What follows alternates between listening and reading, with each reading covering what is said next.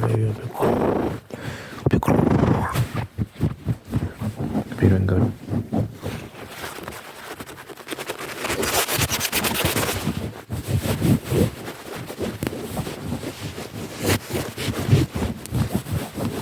Hope you did good. Hope you did good. Hope you did great, great, great. Hope you did great.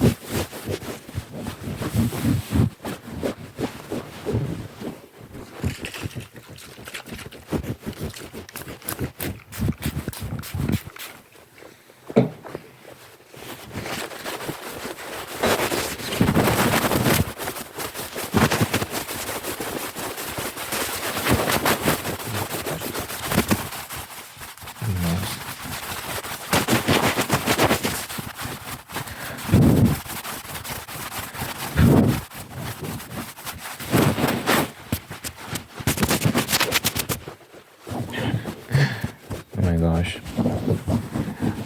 I was supposed to buy my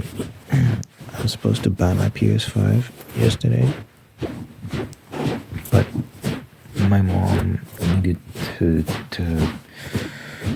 she needed money for whatever, I don't know, and I lent her the money like a while ago, a couple weeks ago, so I was expecting it back yesterday. That's when we had agreed she'd pay me back by, that's the time, that was the deadline, right? And then she failed, and I was just thinking about, because obviously I'm frustrated, right? Because also yesterday was a special. There was a special yesterday. It was a special. So the price was down, but now the special's over. So I was like mad. I had to tell myself last night, like, calm down, brother. Because I was like, I was just thinking about it. I was like, I need to go to bed. And I was just frustrated. But now I was just thinking about this whole money thing. And you want to be able to support your family members, right? And all these sort of things. You don't want money to be a big thing in your relationships. It's an ugly thing to fight about with family, money. But at the same time, I've been saving for months. I was really looking forward to this moment where I get to buy the thing and wait for it to come and whatnot. And I'm just so frustrated that everything's been delayed and I missed out on that special. I don't know when she's gonna be able to pay me back, because it's a matter of the money coming in for her. So it's one of those things where I have to wait longer, and it's frustrating because you don't know how long you have to wait. But yeah, like I said, it's just got me thinking about patience and when to be upset, when not to be upset, things like that. And again, money is such a weird thing when it comes to family members, because you want to be able to give without having too many strings attached because it's family, I remember reading someone that posted online, when it comes to this thing of lending people money, you should lend with the attitude of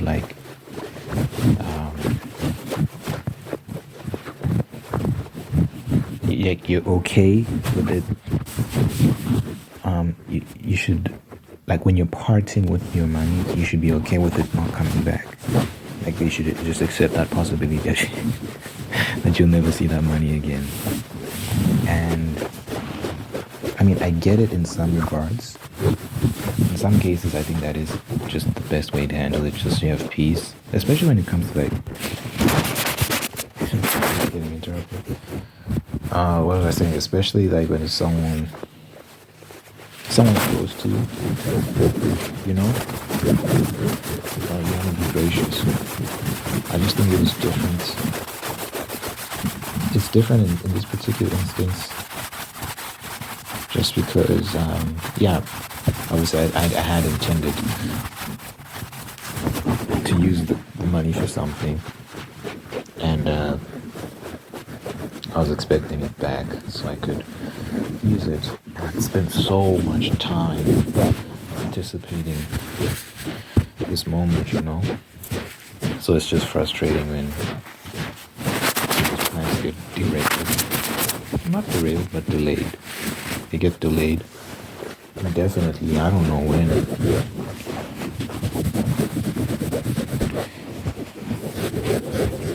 When I'm gonna get that money back. But yeah, it's just got me thinking about those sort of things.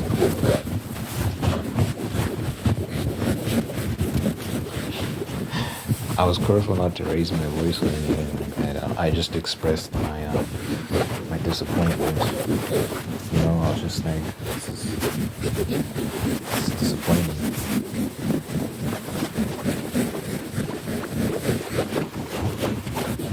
When I have kids one day, it just made me think about when I have kids one day, how am I gonna disappoint them, because it's almost certainly gonna happen, right? Where I do something to piss them off or let them down or whatever, and they're gonna be upset at me. And then I might think back to this particular moment and be like, wow, I should have maybe been a bit easier on my mom. It's just got me thinking about that as well. So I've been trying not to. So I didn't raise my voice or anything like that. And I've been also trying not to be too mean about it either. Like,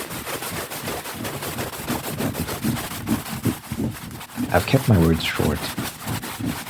I've just been like straight to the point. Like, this is disappointing. I'm frustrated. What else did I say? It's just, just how much of a setback it is, and how I've been looking forward to that moment, which is why I'm so frustrated. It's really not. It's not necessarily about the money. It'd be one thing if I didn't need the cash. So if I don't need it, and she misses the date, it's not that big of a deal. Because I don't need it. But if you do need it, that's a different story. It's hard to maintain composure in that moment when it's like someone is not interfering with your plans.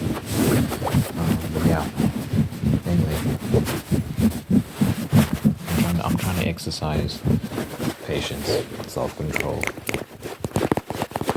and understanding that sometimes someone makes a promise and they can't keep it because of a bunch of factors. Things change, the conditions change, and certain things that you just didn't account for, that you couldn't have accounted for, happen.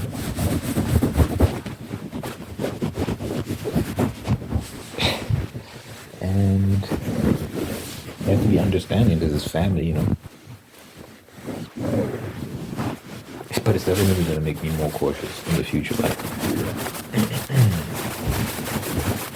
at least I think like the next time she needs money or anything like that, I'm just going to tell myself like, yo, don't expect it to come on time or anything like that. Like, I need to prepare myself for the event that it takes a while for it to make its way back to me, or I might not get it. I think that's the best mentality to have. But yeah, it depends. Sometimes when you're parting with large sums that you just can't afford to part with permanently, you kind of have to be mindful of that. Like, yeah, I can't just give away all my savings that I've been putting together for months. I actually have a cousin who she went to cooking school in the States. She went to cooking school in the States. Was it cooking school? I don't know what. I think it was cooking school, but she was also working for a hotel. No. She was just working. It wasn't cooking school. She was just working at some resort. I can't remember where it and she'd saved up. She's pretty good at saving money. She had saved up a bunch of cash while she was working there, and she brought it back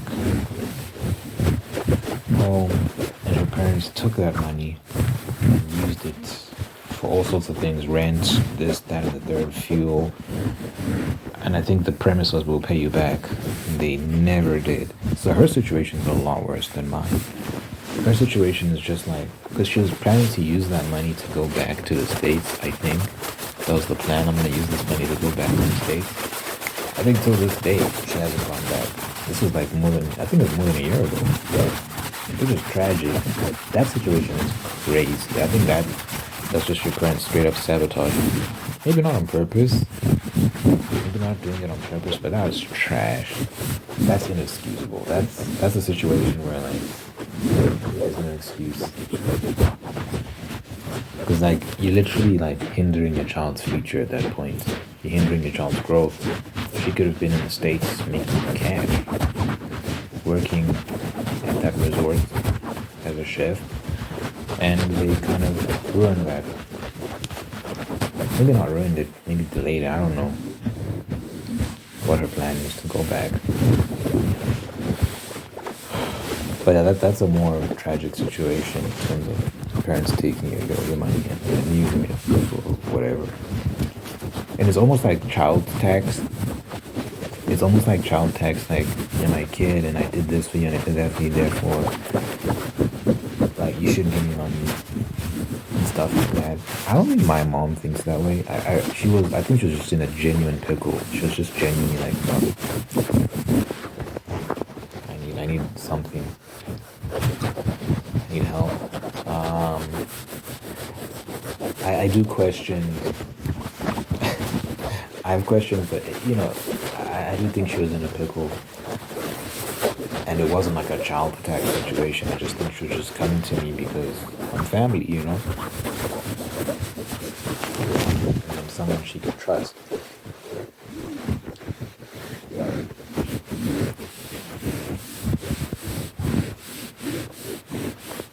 So yeah, it's tricky, man. It's tricky. You really don't want to let these things get out of hand. So I've just been praying for peace and control. I want to be measured. I don't want to take it too far and turn this into a big deal. Because I also think about the future. Like, what if it was a situation where, like that my cousin I just described, who went to the States and like saved a bond, like way, way, way more money than I saved, and that gets squandered by. Imagine I was in the same situation. My mom squandered my cash, and that's like how that affect our relationship. Like, we don't want to end a relationship over money, man.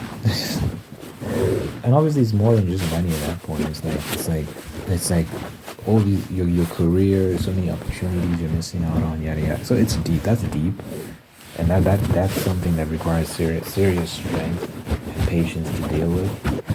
But it's still still your mom.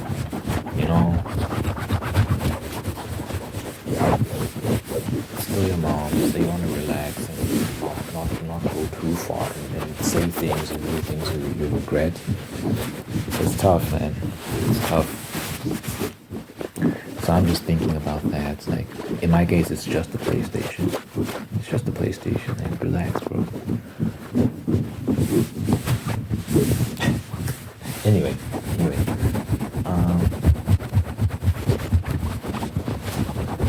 In other news, I crossed 30,000 words in a book, which is great, which is fantastic. I crossed 30,000 words in my book. Yesterday I wrote like 1,000 and something words. I didn't write 2,000 yesterday. I wrote like 1,000. But the 2 days before that, I wrote 2,000 words a day. I think I can do 2,000 words a day. I think I've kind of settled at that being my upper limit. Well, maybe not my upper limit, but I can do that comfortably if I write consistently throughout the day. I can reach that goal comfortably. And yeah, I'm just thinking about how I'm really close to the halfway point. I'm there. I'm just writing that moment now, which is such a big milestone, right? Once I cross that halfway point, it's like, wow, it's such a big thing because now I'm closer to the finish line than I am to where I started, than the beginning point, than the starting line, which is great. It's just phenomenal, fantastic. And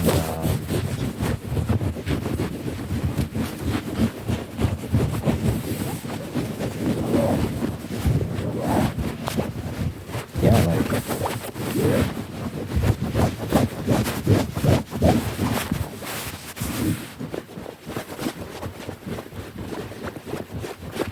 just navigating that, One thing I'm getting better at is not getting too obsessed with details.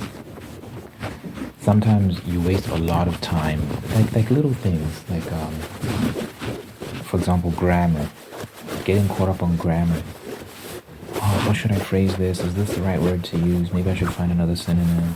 Da, da, da, da, da, da, da. And it's like it wastes so much time. It's like, bro, just write. This is the first draft. These are things you should be thinking about in the second draft when you're polishing it, when you're tightening it up. Like, you can worry about those things.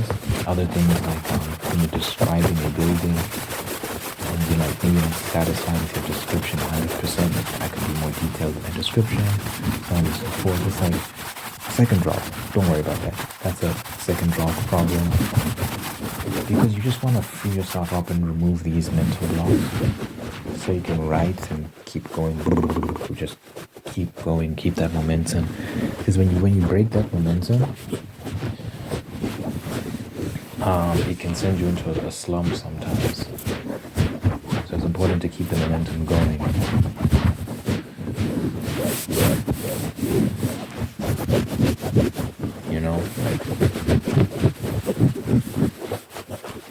But yeah, I'm at the halfway point. And another thing I'm getting good at as well. This is a new method I've picked up, a new technique I've picked up. Is like before when I would reach a point of the story where I don't know what to do next, like I'm like, what do I write? I wouldn't know what to do and I would probably quit. Now it's like I know that it's time to change perspectives. It's time to swap to another character's perspective, write from another point of view.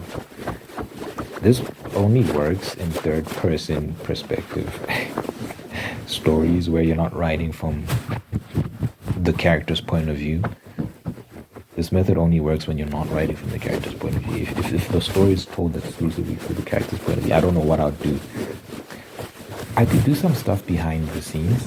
So I'd write some stuff behind the scenes, like from another character's perspective, and then even though I don't include it in the main story, it'll just be for the purpose of helping me, informing me about what happens next.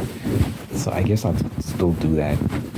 It just wouldn't be included in the actual written narrative.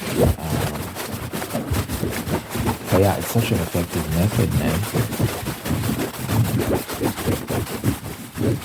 When I'm writing a chapter and I'm like, I end the chapter, so I'm writing from the main character's perspective. I end the chapter and I'm like, okay, what happens next? I'm like, well, if you don't know, it's time to switch to so-and-so because I know exactly what's going to happen with so-and-so. So let's expand on their narrative and what's their journey, and it'll help you. It'll inform you as to what you're supposed to do for the main character, and it works every time. It's so interesting. It works every single time, and it's helped me move the story along. So I'm getting there. I'm getting towards the end, and it's exciting.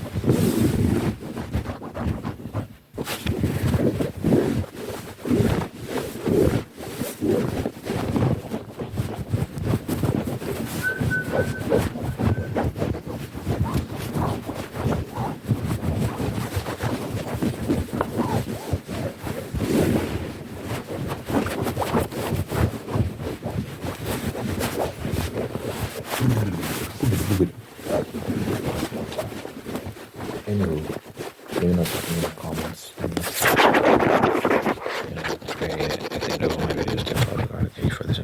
just for nothing. You make them whole, unique, and guide them on a path towards peace, prosperity, and purpose. Thanks for blessing this person. Wonderful people in life who love them, take care of them, and bring the absolute best out of them. Thanks for maintaining the ones that are there to do the same thing. Thank you for blessing this person with love and marriage, and sustaining that love and marriage, and making it very, very, very happy. Thank you for blessing this person with spirit of gratitude, so they can give thanks one for things in life. And by giving thanks, they can find peace, contentment, and attract even more blessings. Let your presence be felt in this person's life, so that your God, let your will, let your love, they must be there for them. Good health, long life, and happiness over this person. Everyone care about you. You might never pray in Jesus' name. In Jesus' name, amen, amen, amen.